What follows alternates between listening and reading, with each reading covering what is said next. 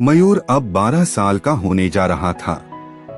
नैकर छोड़कर अब उसे पैंट में घूमना अच्छा लगता था और यही सोच उसके साथ के दोस्तों की भी थी। यह उम्र ऐसी होती है जब लड़के खुद को बड़ा मानने लगते हैं। नेकर पहनते हुए उन्हें शर्म आती है। सभी दोस्त बचपन से ही एक साथ मिलकर खेले और बड़े हुए थे। नेकर से पैस्ट क्या आई, उनकी सोच में भी बदलाव आ गया। अचानक सभी ने राजू से कन्नी काटनी शुरू कर दी। राजू सब्जी वाले रामदीन का बेटा था। मयूर ने जब से होश संभला था रामदीन को ही घर के बाहर आवाज लगते सुना था। आलू ले लो, गोभी ले लो, बैंगन ले लो। रामदीन मोहल्ले में सब्जी बेचता था और राजू उसी का बेटा था जो मयूर और उसके दोस्तों का हम उम्र था। जब इन सब बच्चों का बचपन मासूम था तो राजू भी इन्हीं के साथ खेलता था। पर जब यह बच्चे बड़े हुए तो इनकी नजरों में राजू की पहचान बदल गई। वे दोस्त राजू से सब्जी वाले रामदीन का बेटा और एक सब्जी वाला हो गया। यह बात बेशक राजू ने महसूस नहीं की थी।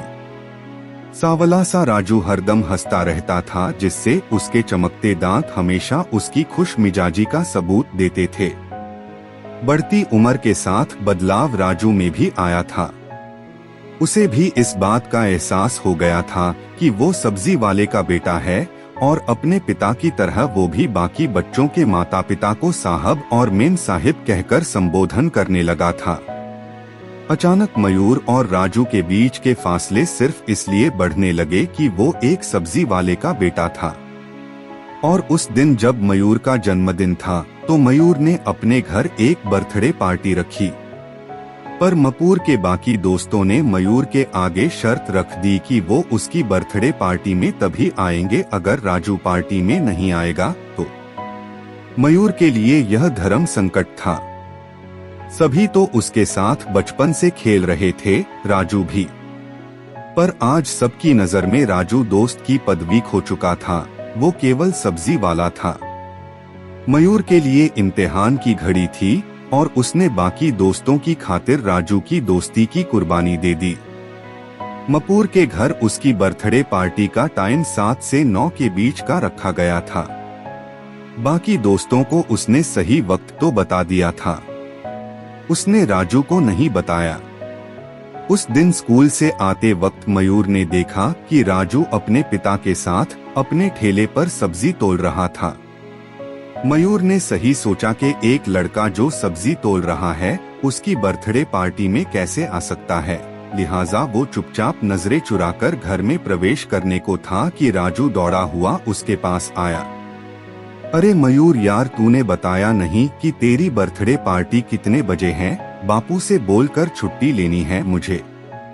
नहाने धोने में भी टाइम लगेगा, फिर तू कहेगा कि मेरे कपड़ों से सब्जी की बू आ रही है। हंसते हुए उसने अपनापन दिखाते हुए कहा और इधर मयूर के दिमाग में राजू को किसी तरह टालने की योजना चल रही थी। अरे हम सब पैंट वाले हो गए हैं और राजू अभी भी नेकर में घूमता है।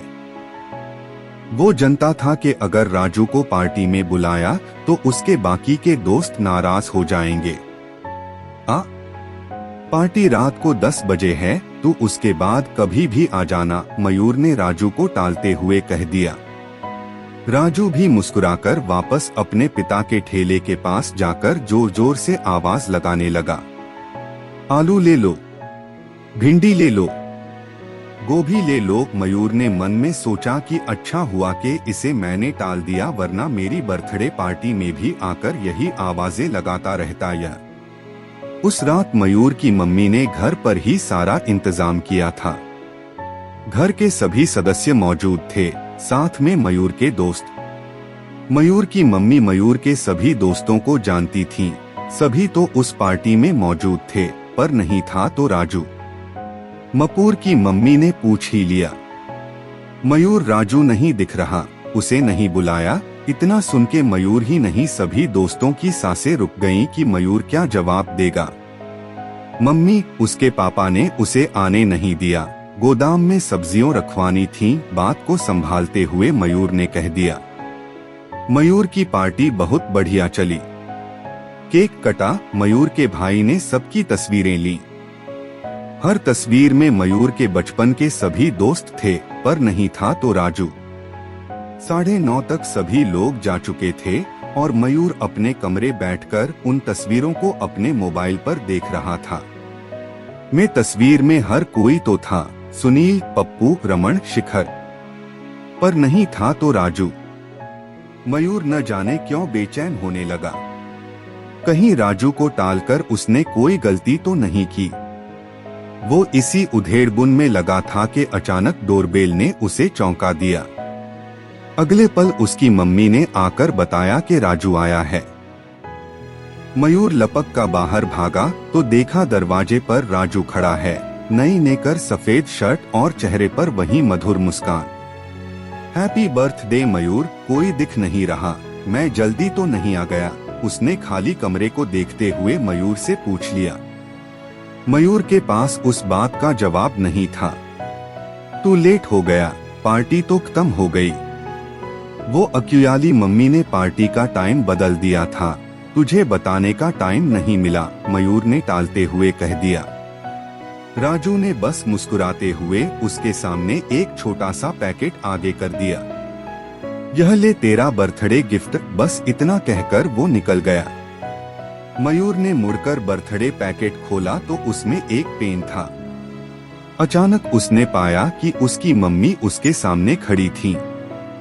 मम्मी ने गुस्से में पूछ लिया, झूठ क्यों बोला तूने राजू से? मयूर जानता था कि मम्मी के सामने वो झूठ नहीं बोल पाएगा। वो सब्जी वाले का बेटा है, उसे मैं पार्टी में नहीं बुलाना चाहता था, और देखो दकर क्या गया है, एक 10 रुपए का पेन। इतना कहकर मयूर अपने कमरे में चला गया। उसकी मम्मी ने उसे कुछ नहीं कहा और मयूर को विश्वास हो गया कि उसका फैसला गलत नहीं था। राजू तो आज भी नेकर पहनता है, मयूर ने गर्व से अपनी चमकती हुई पैंट को महसूस करके अपने मन को समझा दिया। पर उस दिन के बाद राजू कभी मयूर और उसके दोस्तों के साथ खेलने नहीं आया। शायद वो अपनी हैसियत समझ गया था। अक्सर वो अपने पिता रामदीन के साथ सब्जी के ठेले पर सब्जी बेचता हुआ दिखाई दे जाता। मयूर भी अब उस किस्से को धीरे धीरे भूलने लगा था। उस साल जुलाई से अगस्त का महीना था। 5 दिन हो गए थे, बरसात थमने का नाम ही नहीं ले रही थी। चारों तरफ पानी ही पानी भरने लगा। मोहल्ले में ग्राउंड फ्लोर पर जितनी दुकानें और घर थे सब पानी में डूब गए। धीरे धीरे खाने पीने के सामान की किल्लत होने लगी। जिसके घर में जितना राशन था खत्म होने लगा था। घर से बाहर निकलना मुश्किल हो गया था। पूरे इलाके में इमरजेंसी की घोषणा हो गई थी। मोहल्ले के सभी परिवार बस खिड़की से झांककर किसी मदद का इंतजार करने लगे थे। अचानक मयूर ने खिड़की से देखा कि दूर से कमर तक पानी में राजू उसके घर की ओर चला आ रहा था। उसके सर पर एक थैला था। यह राजू इतनी बरसात में कहाँ जा रहा है? हैरानी से उसने अपनी मम्मी की ओर देखकर पूछ लिया। अगले ही पल राजू मयूर के घर की घंटी बजा रहा था। मयूर की मम्मी ने जाकर दरवाजा खोला तो देखा राजू बरसात में पूरी तरह से भीगा हुआ है। उसके सर पर एक थैला था जिसमें प्लास्टिक के बैग में कुछ आलू, प्याज, गोभी, गाजर और भी कुछ सब्जियां थीं। मयूर की मम्मी को देखते हुए उसने कहा, मेम साहिब हमारे गोदाम में कुछ सब्जियां पड़ी थीं, ठेला लगाने को नहीं मिल रहा, तो सोचा कम से कम अपने दोस्तों के घर तो इन्हें पहुंचा दूं, जरूरत होगी। मयूर की मम्मी को थैला पकड़ा हुए उसने कहा। मयूर की मम्मी एक पल के लिए मुस्काई। उसने उससे थैला लेकर अंदर बुला लिया। अंदर आजा बेटा, बहुत भीग गया है तो राजू ने झेंपते हुए जवाब दिया। नहीं मेम साहिब, बाकी दोस्तों के घर भी जाना है, उन्हें भी शायद मेरी जरूरत हो। मयूर की मम्मी ने मयूर को देखते हुए राजू का कंधा पकड़ लिया। बेटा तू सबको अपना दोस्त मानता है और तेरे दोस्त तुझे सब्जी वाला। बेटा दूसरों को इतना भी बड़ा मत समझो कि खुद की पहचान ही भूल जाओ। बेशक यह बात मयूर की मम्मी ने राजू से कही थी, पर मयूर जानता था कि यह शब्द उसके लिए थे। शायद मयूर के जन्मदिन पर उसकी मम्मी इसलिए चुप कर गई थी ताकि वक्त आने पर मयूर को अपनी गलती का एहसास हो सके। मयूर की मम्मी ने मयूर के कंधे पर हाथ रखते हुए कहा, बेटा मयूर, दूसरों को इतना छोटा भी मत समझो कि बराबरी का एहसास जाता रहे। उस दिन मयूर को अपनी गलती का एहसास हुआ कि दोस्त की पहचान उसके कर्मों से होती है, उसके रुतबे से नहीं।